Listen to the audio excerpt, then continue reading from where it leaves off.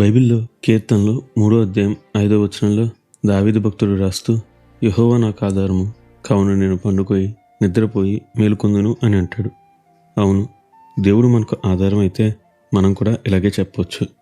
మరి ఈరోజు మీ చుట్టూ పరిస్థితులు కఠినంగాను మిమ్మల్ని నిద్రపోనివ్వకుండా ఉన్నాయా? అయితే వినండి, ఈరోజు దేవుడు మీతోనే మాట్లాడుతున్నాడు.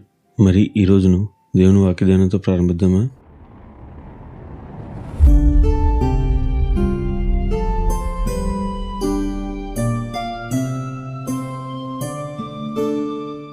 బైబిల్లో మీరు ఎప్పుడైనా 3వ కీర్తన చదివితే ఇది దావీదు తన సొంత కుమారుడు తనను చంపడానికి తరుముతూ ఉన్న తరుణంలో రాసింది అని గుర్తించవచ్చు.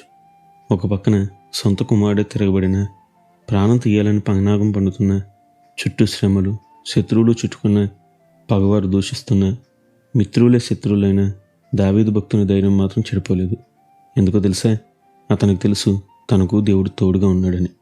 అందుకే ఆ సమయంలో కూడా నేను పండుకొని నిద్రపోయి మేలుకొందును అంటున్నాడు. అవును కదా, దేవుడు మనకు తోడుగా ఉంటే ఉండే ఆ ధైర్యమే వేరు. అవును, అందుకే దావీదు భక్తుడే కాదు, పేతురు భక్తుడు కూడా అపోస్తుల కార్యాలు 12వ అధ్యాయం 6వ వచనం చూస్తే, రేపు తల ఛేదించి చంపేస్తారు అని తెలుసు కూడా సంఖ్యల్లో ఉండే చక్కగా పండుకొని నిద్రపోయినట్లు చూడవచ్చు. నిజమే కదా, మనల్ని కొనుకక నిద్రపోక దేవారాత్రాలు కాచే పరమ తండ్రి మనకున్నప్పుడు మనకెందుకు దిగులు బాధ అంటూ మన నిద్రను పాడు చేసుకోవడం?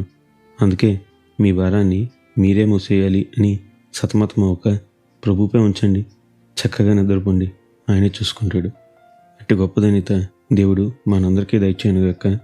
నిత్యం ఘనత మహిమ ప్రభావములు యేసుక్రీస్తు నామానికి కలుగునుగాక. ఆమెన్. హల్లెలూయా.